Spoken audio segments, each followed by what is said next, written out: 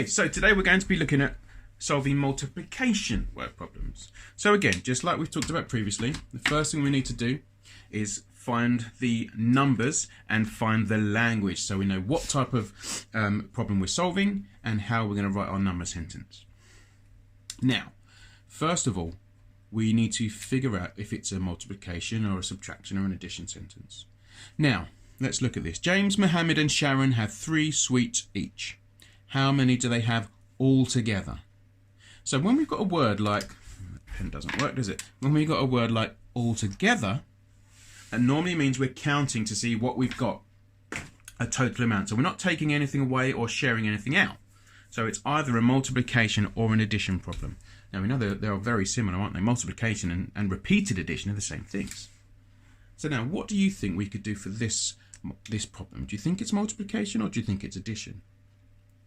We can see that they've each got the same amount. There's 3 children and they have 3 seats each. So we could write this as a multiplication sentence. So I'm going to underline number 3. And now I'm going to count how many people are in this problem. So I've only got one number, so I've got to work out the other number. Now I'm going to put a little dot to help me. There's James, Mohammed and Sharon. So there's 3 people in this word problem. So now I've got the number 3 and the number 3 again. So what's my multiplication sentence going to be? It's going to be 3 times 3. Because we have 1, 2, 3, lots of 3. So, do you remember what you can use to help us solve our multiplication problems? That's right, we can use an array. So I'm going to do that. Now, I'm going to do quite big splodges so you can see clearly, but obviously you probably remember we try and do nice neat dots when we do it in our books.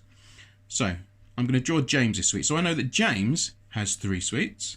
So there's 1 sweet for James, 2 sweets for James, and 3 sweets for James. I know that Mohammed has 3 sweets.